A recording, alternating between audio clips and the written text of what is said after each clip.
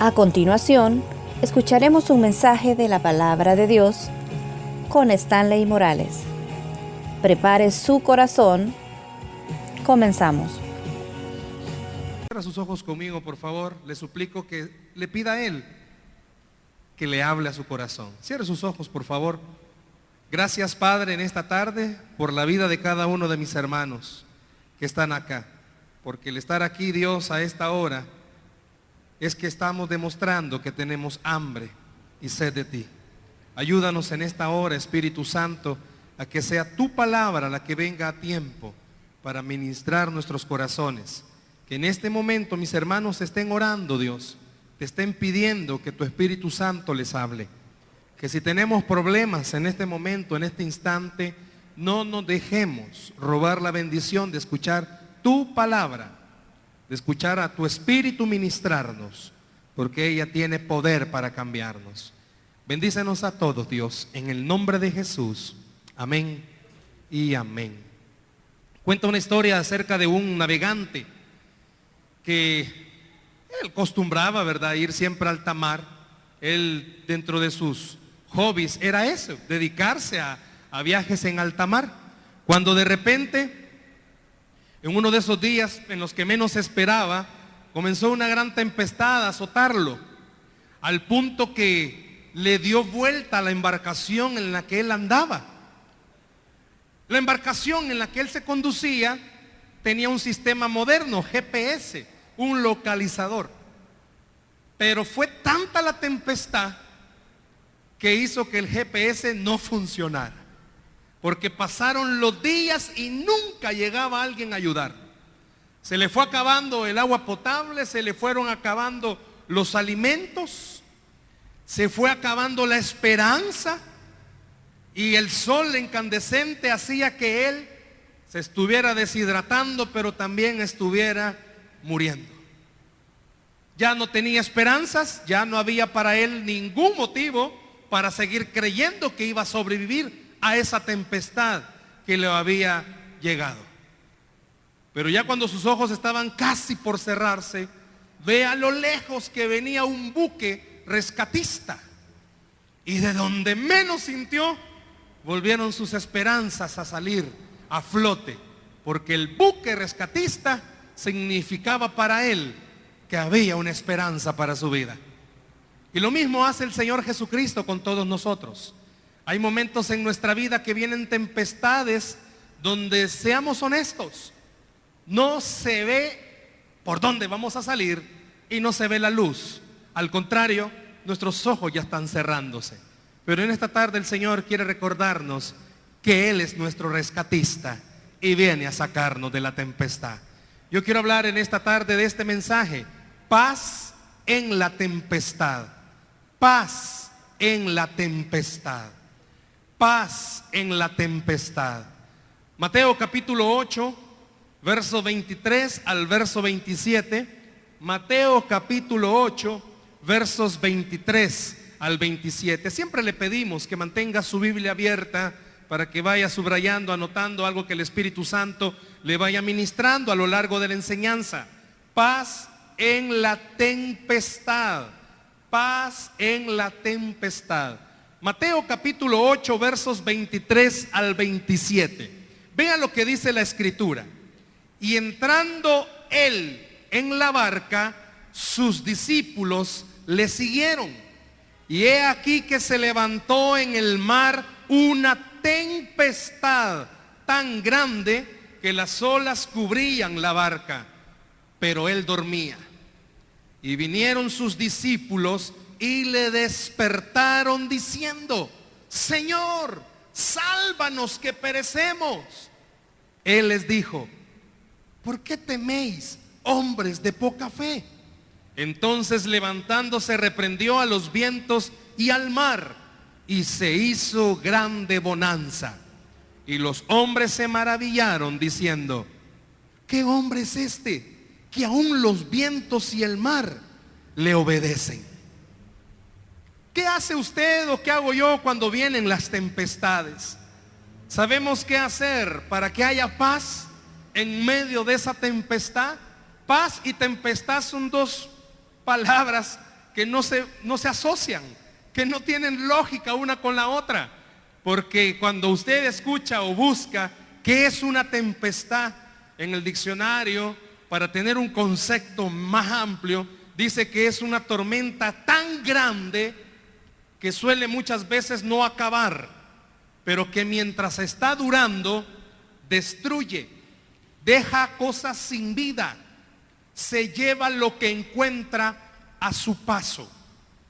Y si usted busca qué es paz, un concepto de paz, usted va a encontrar que es tranquilidad.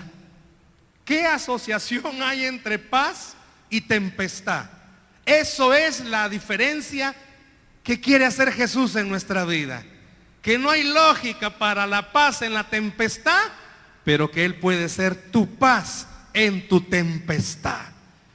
¿Cuántas veces nos hemos preparado para esas tempestades? Estaba leyendo, preparando esta enseñanza, en El Salvador, solo en el mes de agosto, los hospitales reportaron que el 75% de las enfermedades neurológicas, es decir, del sistema nervioso, estaban relacionadas con el estrés de las personas que llegaron a consultar.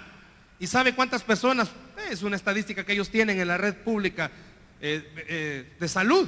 Estaban reportando alrededor de 5.700 personas solo en el mes de agosto que hicieron consultas, y el 75% eran enfermedades neurológicas debido al estrés que están viviendo.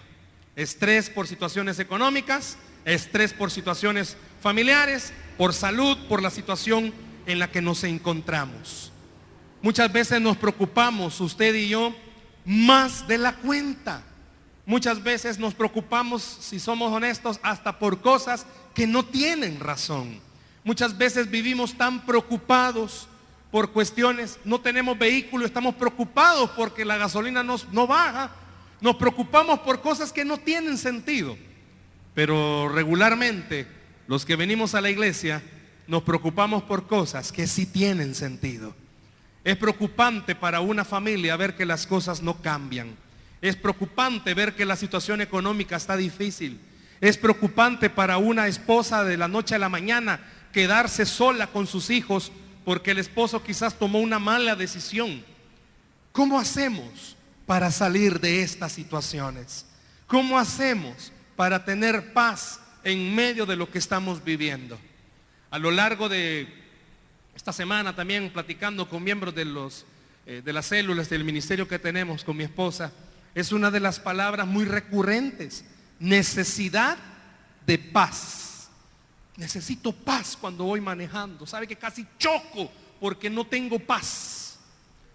Sabe que me equivoqué en mi trabajo porque no me logro concentrar. Sabe que en casa el caos es más difícil. Mis hijos no tienen la culpa, pero estallo con ellos. Parecieran ser pláticas normales de algunas personas. Pero veamos este pasaje que hemos leído de Mateo. Siempre el Señor Jesús, y es algo característico de Él, cuando Él iba a hacer algo tremendo, cuando iba a hacer una manifestación tremenda de su poder a sus discípulos, a ellos, primero les había permitido ver los milagros que Él hacía en otras personas. Este pasaje de Mateo es uno, porque si leemos en el capítulo 8, solo en el capítulo 8, antes de llegar al verso 23, y a los que hemos leído, nos damos cuenta que en este mismo capítulo 8 Jesús sana a un leproso, sana al criado del centurión, y ese llama la atención, ese milagro. ¿Por qué? Porque Jesús no estaba donde estaba el criado, sino que la fe del centurión le dijo: no es necesario que vayas, da la palabra y mi criado se va a sanar. Y los discípulos oyeron eso. También en este capítulo 8 se ve que Jesús sana a la suegra de Pedro. Y aquí es donde algunos chistes sacan, ¿verdad? Que por eso Jesús sanó a la suegra de Pedro, porque él sabía que lo iba a negar 3 veces. Pero también dice alguien, ¿va?, que por eso le sanó a la suegra, porque como sabía que lo iba a negar 3 veces. Pero vaya, en este capítulo 8 Jesús sana a la suegra de Pedro. Pero no solo eso, dice el capítulo 8 que en la noche A Jesús le llevaban enfermos. Y oiga esta palabrita, a todos los sanaba. Y también dice que le llevaban endemoniados y los liberaba. Vaya, vea el panorama. Antes de meterse a la barca, los discípulos, todos los milagros de sanidad que él había hecho. Para cualquiera diría, prueba suficiente para creer en el poder de Dios. Pero usted y yo también, hermanos, antes de meternos a la tempestad en la que estamos, hemos visto el poder de Dios. Hemos visto sus milagros sobre nuestras vidas. Y aún así, tomamos la actitud de estos discípulos. ¿Cuál actitud? Vea, el verso 23 dice algo. Dice el verso 23, entrando él, es decir, entrando Jesús en la barca, sus discípulos le siguieron. Esa palabra barca, de acuerdo a lo que se entiende, era una especie de botecito que utilizaban para pescar. Recuérdese que los discípulos de Jesús eran pescadores. Este dato se lo quiero dar y tengo que dárselo para que vea la situación en la que ellos estaban. Era un barquito guiado por remos y por velas, pero cuando venían las tormentas bajaban las velas para que la tormenta no se lo llevara. Josefo, un historiador de la época, escribe que usualmente en el mar, ahí solo dice mar, pero viendo la historia era el mar de Galilea, habían como 300 botes pesqueros, que era muy común que hubiese ese tipo de botes pesqueros en el mar de Galilea, pero era del tamaño suficiente para que cupieran Jesús y sus 12 discípulos. Como dijimos que era el mar de Galilea, doy ese dato porque cuando en el verso 24, vea el verso 24, se levanta, dice, una tempestad tan grande, cualquiera diría, bueno, se vino una tormenta. El mar de Galilea tiene una característica, o tiene ciertas características. Número 1, no es muy grande. La extensión es de 21 kilómetros de largo por 11 de ancho y tiene 48 metros de profundidad y yace a 208 metros bajo el nivel del mar. ¿Y por qué nos dice eso? Porque la característica del mar de Galilea, ¿sabe cuál es? Que de repente vienen tormentas fuertes. Quiere decir, escuche esto, los discípulos sabían que estaban en el mar de Galilea. Sabían que de repente podía venirse tormentas. Sabía que de repente podía venirse tormentas que les costara dominarlas. A usted y a mí el Señor nos advirtió en el Evangelio de Juan, en el mundo tendréis aflicción. O sea, el Señor nos dijo, en este mundo donde están viviendo, van a tener aflicciones. Por eso es importante destacar que el mar era el mar de Galilea. ¿Por qué? Porque para los discípulos no era extraño. Solo que la tormenta que esa noche se vino, hasta la misma palabra lo dice, grande, era algo que ellos no estaban acostumbrados. ¿Escuchó? Ellos no estaban acostumbrados a eso. De acuerdo a lo que se conoce de la historia, las tormentas levantan olas ahí en el mar de Galilea de hasta 7 metros de altura. Es algo normal. Pero esta tempestad no es normal. Por eso a usted y a mí a veces sabemos nos vamos a enfermar. Sabemos estamos en una situación económica difícil. Más ahora que están inventando ponernos un 10% más. Pero es tema de otro día. Está difícil. Sabemos que en este mundo tendríamos aflicciones. Pero hay cosas que usted y yo nunca las hemos esperado. ¿Cómo tener paz en esas cosas que nunca las hemos esperado? En el verso 24 le pido que subraye, ahí se lo han colocado esa palabra. Y he aquí. Porque esa palabrita nos va a dar a entender algo. Y he aquí. Se levantó en el mar una tempestad tan grande. Eso significa, esa palabra ahí, y he aquí, que pasó de repente. Se suben a la barca, ¿se acuerdan? El verso 23 dice que Jesús se sube a la barca y los discípulos le seguían. Cuando usted va a la playa o se ha subido a algún yate o algo, usted ve el horizonte no hay señales de lluvia. Esa palabrita da a entender que cuando se subieron no había señales de nada. Pero de repente se vino una gran tempestad. Usted salió de su casa y usted no veía nada. Llegó a su casa y no veía nada, y de repente le pasó algo.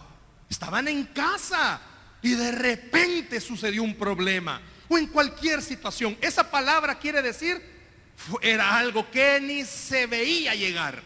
Así como a usted y a mí. Hay cosas que ni las veíamos llegar, pero seamos honestos, nos llegaron y estamos en ellas. ¿Cómo hacer para tener paz en estas cosas que ni siquiera nos hemos imaginado? En el trabajo, noticias, en la salud o en el matrimonio. De repente pasó algo. Pero vea, viene la tempestad, pero ahí mismo en el verso 24, subraye. ¿Qué estaba haciendo Jesús? Al final lo dice el verso 24. ¿Qué hacía Jesús? Pero él dormía. Imagínense esto. Jesús se sube a la barca. Los discípulos estaban con él. De repente viene una tempestad. Da a entender, ¿verdad? No fue en el momento, sino que ya estaban en la barca y se vino la tempestad. Y Jesús estaba dormido. ¿Qué significaba que Jesús estuviera dormido? En ese momento los discípulos, ¿sabe qué pasó? Estaban viendo la parte humana de Jesús. Estaba cansado. Él estaba demostrando que él era humano, pero ahí estaba. ¿Y sabe qué? No solo estaba demostrando que era humano. Le dije, en el capítulo 8 Jesús se encargó de que los ojos de los discípulos vieran el poder de él. Y al dormirse, y me gustó este comentario, y al dormirse Jesús, no solo porque estaba cansado y demostrando su humanidad, los discípulos tenían que entender algo. Usted y yo debemos de comprender algo a través de este ejemplo.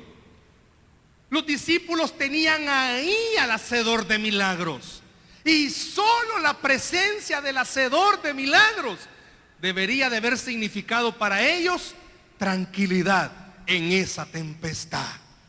Pero no lo veían despierto.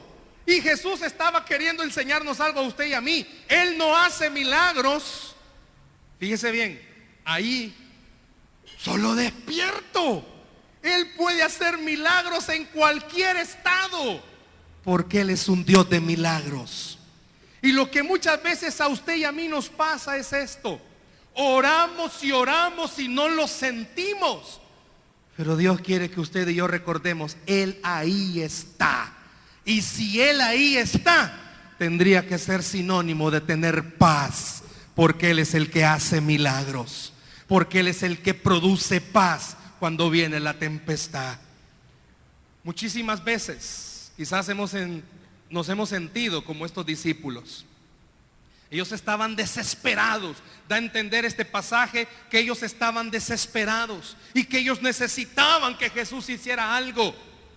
¿Por qué? Porque lo veían dormido. Quizás usted dice, Dios no hace nada, pero Él ahí está. Y tener a Jesús ahí, ¿sabe qué es? Es sinónimo de que algo va a hacer. Y Él no está ahí por gusto. El Señor no está en su casa por gusto. Si usted tiene al Señor, tenga la certeza, Él va a hacer algo. Él va a hacer algo. Solo por el hecho de tener a Jesús en nuestra casa, debemos de tener garantía que un milagro puede suceder. Solo por tener a Jesús en su vida, tiene que tener la certeza, Él no me deja solo. Él va a hacer algo. Él va a tomar las riendas de esta situación y Él va a terminar haciendo un milagro para mi vida. ¿Cuántos dicen amén? Solo con verlo. Los discípulos sabían, ahí está. ¿Sabe que ellos tenían una ventaja que usted y yo no tenemos? Que ellos lo podían ver físicamente. Usted y yo sabemos que Él ahí está a la par nuestra. Dice que Él estaba dormido. Él estaba demostrando esa parte, ¿verdad?, de su cansancio humano. Vean el verso 25, hay algo ahí interesante. Los discípulos vinieron y ¿qué hicieron? Y lo despertaron. Los grandes navegantes con experiencia en tormentas no hallaban qué hacer. las tempestades que vienen a nuestra vida siempre tratan no solamente de destruirnos. Usted y yo siempre tratamos de detenerlas con nuestras capacidades y no podemos. Necesitamos reconocer que Él es el que va a solucionar las cosas. Hay muchos problemas que usted y yo queremos resolverlos. ¿Y sabe qué hacemos? Los empeoramos. Por eso es importante que usted descubra uno de los principios para que Dios pueda darnos paz en nuestra vida. Es dejar que Él tome el control de esa barca donde nos hemos subido. Que Él tome el control de nuestra vida. Antes, fíjese bien, de que Jesús mostrara una vez más su poder, llegan los discípulos y lo despiertan. Hay ciertas dimensiones de nuestra vida que no le hemos entregado el control total al Señor. Los discípulos, expertos navegantes, pero ellos no podían calmar eso. Y hay ciertas áreas de nuestras vidas que tenemos que entregárselas al Señor. Cuando usted y yo comprendemos que no somos nosotros los que vamos a solucionar esas cosas, entreguémoselas. Más lo que nos roba la paz, más lo que nos enfermamos. Me hubiera gustado tener la oportunidad de entrevistar a estas personas que fueron a pasar consultas, que estaban enfermos neurológicamente. Le aseguro que más de alguno es porque ellos querían arreglar los problemas y no pudieron. Y se frustraron más, y se abatieron más. No duermen, tienen que tomar pastillas para descansar. Pero Jesús esta noche le está diciendo a usted y me está diciendo a mí: déjame controlar el todo de tu vida para que yo dirija tu vida. Déjame controlar hasta las decisiones más pequeñas. Eso que te roba la paz, que te inquieta, que no te deja dormir, entrégamelo, porque quiero tomar el control de tu vida. Fíjese algo, Mateo en esta parte del Evangelio está comparando la tranquilidad de Jesús con la gran tempestad. ¿Por qué, hermano? Dice que se vino una gran tempestad. ¿Y qué hacía Jesús? Dormía. Hermano, el sueño era tan profundo que ni los movimientos de la barca lo despertaban.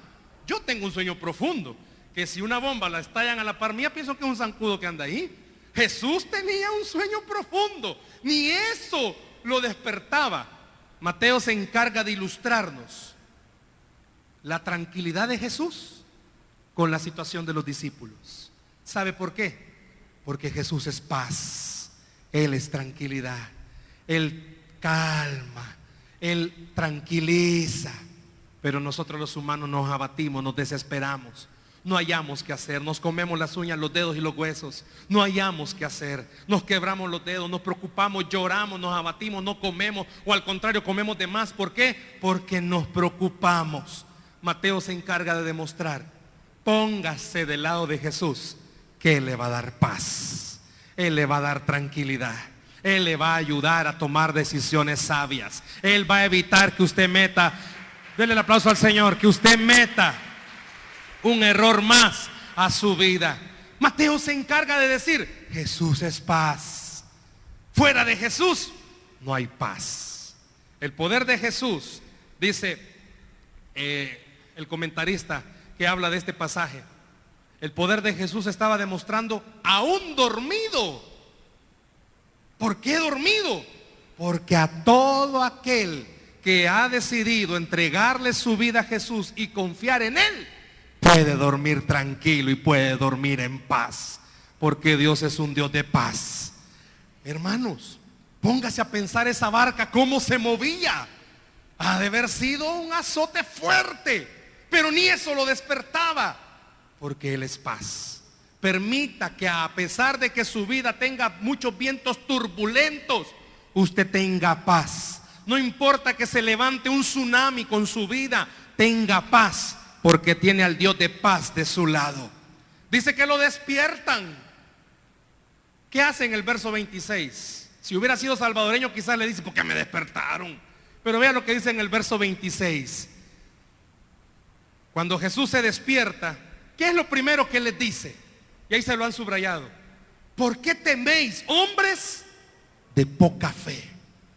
Quiero decirle que la palabra poca fe, y por eso se lo han subrayado, en el vocablo griego da a entender una fe pequeña, Pero no una fe de, yo tengo poquita fe. No, cuando entiende fe pequeña, es una fe que tiene desconfianza. Es decir, no tiene tanta confianza. En sí Jesús les dice, ¿por qué tienen temor? Hombres de poca confianza. Me imagino que Jesús pudo haberles dicho, si acaban de ver que hice milagros, vieron cómo liberé a las personas de los demonios, vieron cómo sané a la suegra de Pedro, vieron cómo hice con el siervo del centurión, ¿por qué no tuvieron confianza si yo aquí he estado, no me he movido? ¿Sabe que a mí me llamó la atención? Y en la NBI, la traducción, cuando usa esta palabra de poca fe, ellos sí usan poca confianza. Dice en el comentario que aparece ahí que Jesús, al usar estas palabras, les estaba diciendo, si no es necesario que yo me levante para que tengan confianza, si solo tenerme a mí es motivo de gran confianza, solo con saber que Jesús está de mi lado es motivo de gran confianza. Solo saber que cuando salgo de mi casa, a pesar de que la crisis nacional de seguridad está difícil, solo con saber que Él va conmigo me da confianza. A pesar de que le paguen y comience a hacer números, al hacer sus números, el hecho que Jesús esté con usted le tiene que dar confianza. ¿Por qué? Porque Él es el Dios que da paz en la tempestad. Pues esa palabra, hombres de poca fe, estaba diciendo, denle el aplauso a Cristo esta tarde. Le estaba diciendo, ¿por qué no tienen confianza? Y sabe que Mateo se encarga de demostrarnos en el Evangelio de Mateo, en los capítulos de Mateo, 4 veces Jesús le dice a sus discípulos, hombres de poca fe, hombres de poca fe, hombres de poca fe. ¿Por qué? Porque lo acaban de ver hacer un milagro. Hermanos, seamos honestos, cuesta encontrar trabajo, pero usted tiene trabajo. Y si tiene trabajo, es porque estudié. No, es porque Dios le ha dado ese trabajo. Tenga confianza que el mismo Dios que le dio trabajo es el mismo Dios que va a sostenerlo en ese trabajo. Dios le ha dado una casa donde vivir. Tenga confianza. El Dios que le dio esa casa le puede dar confianza de vivir en esa casa. No importa que usted oiga rumores afuera de su casa. Afuera de su casa quizás están los rumores, pero dentro de su casa está el Dios de paz, que quiere darle paz para que pueda dormir con tranquilidad. 4 veces Jesús le dice a sus discípulos, hombres de poca fe. Hagamos una pausa en este momento. ¿Quién está en su barca? ¿Quién está en su vida? ¿Quién está dirigiéndola? Toda su vida, no ciertas áreas.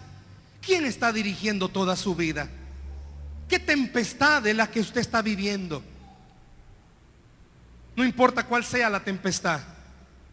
Esta tarde Jesús le está diciendo, déjame dirigir tu barca. Quiero darte paz en esa tempestad. Vemos ejemplos como el David contra Goliat. Vemos ejemplos como Moisés ante el Mar Rojo. David cuando vio a Goliat, este es más grande que yo, pero mi Dios es más grande que él. Moisés se enfrentó al Mar Rojo y ¿cómo voy a pasar? Él no. El Dios de paz abrió el mar. Vemos ejemplos también como José en la cárcel, injustamente fue a parar ahí. Puede ser que a usted su tempestad sea igual, injustamente. Pero así como lo sacó a José de la cárcel, Dios quiere sacarlo a usted de la tempestad. Con mi esposa decidimos el año pasado traer a nuestros hijos a estudiar acá a Colegio Cefas. Nosotros también somos parte de lo que es el testimonio de Cefas. Hemos visto una bendición en ellos. Pero mi hijo venía con 0 nivel de inglés. Esa es la palabra que lo describe mejor. 0 nivel de inglés. Y comenzamos desde el año pasado a vivir una tempestad, porque lo veíamos llorar haciendo sus actividades, lo veíamos llorar haciendo sus tareas. Y muchas veces nos dijimos, híjole, quizás la regamos. Y era una tempestad bien difícil, bien dura. Y comenzamos a orar. Y la tempestad era cada vez que habían exámenes. Pero siempre Dios ha utilizado como un instrumento precioso para darnos ánimo a mi esposa. Le decía a mi hijo, tú podés. tenés la capacidad. Dios te ha dotado de capacidad. Y siempre me decía, amor, vamos a orar, vamos a ver la mano del Señor. Era lógico. El nivel de inglés que se da acá en el colegio, valga el comercial, es muy bueno. Y era bien difícil para mi hijo que no tenía esa capacidad. Pero es una tempestad que le digo, todavía cuando vienen los exámenes. Ya llevamos casi 2 años. Pero mi hijo lleva 2 periodos recibiendo premios por mejorar sus notas. Porque Dios da paz en la tempestad. Porque Él ayuda a tener tranquilidad en medio de esa tempestad. Lo que antes eran lágrimas, ahora se han convertido en gozo. Porque lo vemos a Él motivado. Le falta mucho. Todavía no ha salido de esa tempestad del inglés.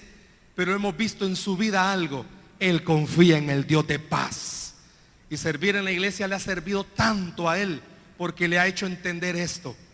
Todavía me enfrento con el inglés, pero el Dios de paz me ayuda en el inglés. Hace poco él me decía, estas son palabras de él textuales: quizás mi nivel de inglés algún día se va a mejorar, pero ¿sabes qué me encanta? Me dice, que yo puedo ver a Dios ayudarme en lo más difícil que me cuesta. ¿Por qué no usted y yo, al salir esta noche de este lugar, entendemos? Quizás la tempestad que está viviendo todavía no va a parar. Y quiero aclararle algo. El tema no se llama cómo salir de la tempestad. El tema se llama paz en la tempestad. Porque hay tempestades que quizás todavía no van a parar. Quizás usted va a seguir teniendo el problema. Quizás usted va a seguir teniendo la dificultad. Pero Dios esta noche quiere decirle, a pesar de que todavía no salgas de tu problema, te quiero dar paz en medio de ese problema. Vea el verso 26.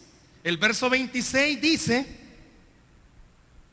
que cuando el Señor Jesús les está diciendo, ¿por qué tienen poca fe? El verso 26 termina diciendo que Él se levanta, reprende a los vientos y al mar, y se hizo grande bonanza. ¿Sabe que esa palabra grande bonanza es gran calma?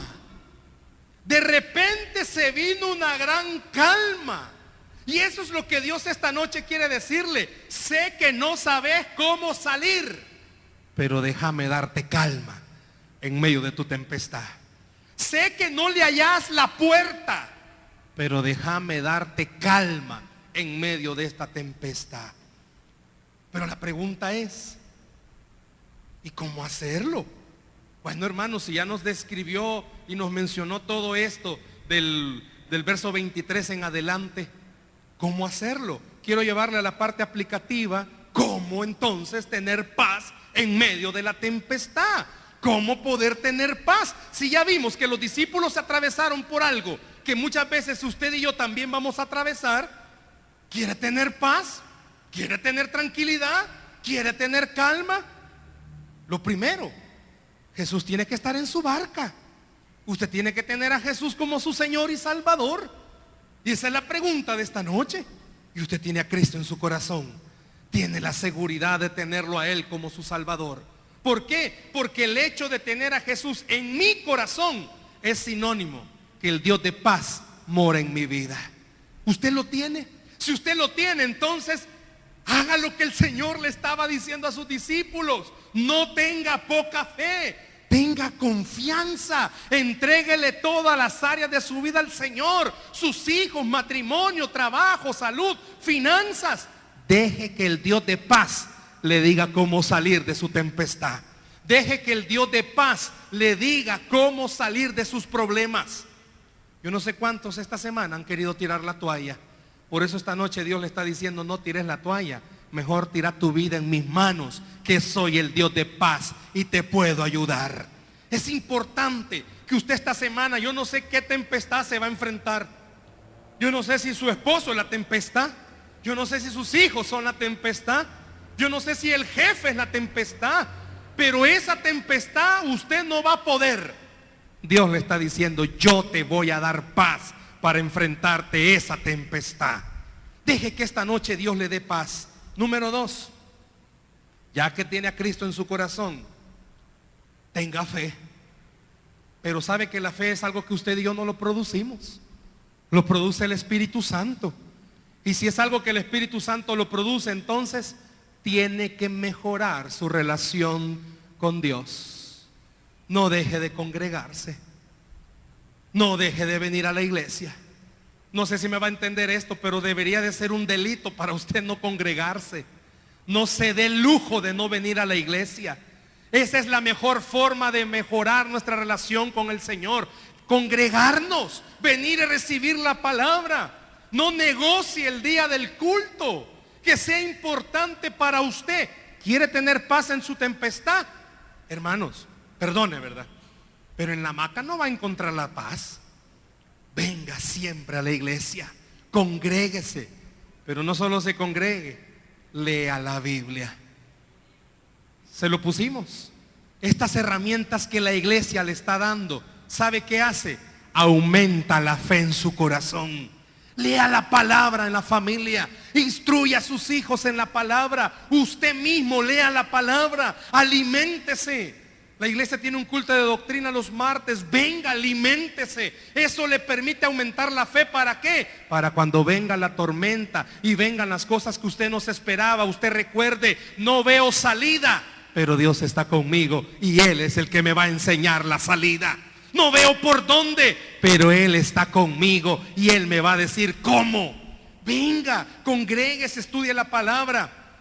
Me atrevería a preguntarle, ¿cuántos asisten a una célula? Y le aseguro que varios no van a grupo. ¿Sabe que esa es una herramienta también para alimentar su fe y que su fe crezca? Asistir a un grupo. Hermanos, miren cuántos sabemos aquí esta noche. Muchas veces bien interpersonal. Es un culto. Nos vemos, bueno, nos saludamos, pero es difícil. Pero en un grupo más pequeño, ¿sabe qué pasa? Hay gente más pendiente y más directamente conectada con usted.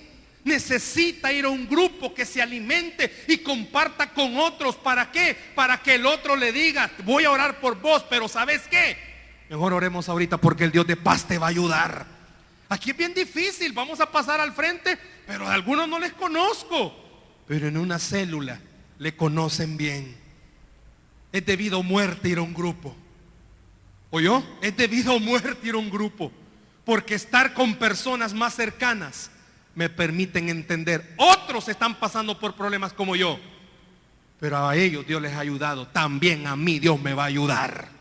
Asista a un grupo, use la oración, comience a servir en la iglesia, pero sobre todo, confíe en algo. Dios está a la par suya. Dios no lo ha dejado. Dios no lo va a dejar. Ha llorado, Dios le ha visto llorar. Está desesperada, Dios le ha visto que está desesperada, pero no la va a dejar. No lo va a dejar. Confíe en Él. Tenga confianza en el Señor. El estar aquí esta noche era de Dios para su vida, que le está diciendo, déjame darte paz en esa tempestad. ¿De qué hemos hablado esta noche? Hemos visto el ejemplo de los discípulos que se enfrentaron a una tempestad, como la suya y como la mía. Pero ellos tenían algo, tenían a Jesús ahí, en vivo. Pero el Señor nos ha dicho que Él está con nosotros. Él está a la par nuestra. Hemos visto que en las tempestades van a haber momentos de duda. Ellos tuvieron temor, usted y yo vamos a tener temor. Ellos tuvieron poca fe. Hemos tenido quizás poca fe. Pero también hemos hablado, y quiero que esto lo guarde en su corazón. Paz no es ausencia de problemas. Paz es confianza en medio de los problemas. Paz no es, ya no tengo problemas, hermano. Esta noche me dijeron, ya no tengo problemas. No, no hemos dicho eso. Hemos dicho que aunque tengamos problemas, el Dios de paz está con nosotros y nos va a dar la victoria todos los días. Hemos hablado que ese Dios de paz está aquí esta noche, pero también hemos hablado que ese Dios de paz le está diciendo, déjame guiar tu barca, déjame guiar tu vida.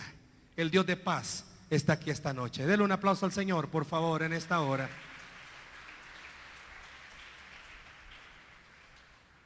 Si yo le pregunto, ¿cuántos necesitan paz? Dios le está diciendo, sé los planes que vos has hecho para salir de eso, pero déjame mejor darte paz para salir de esos problemas. ¿Por qué no cierra sus ojos, por favor, un instante?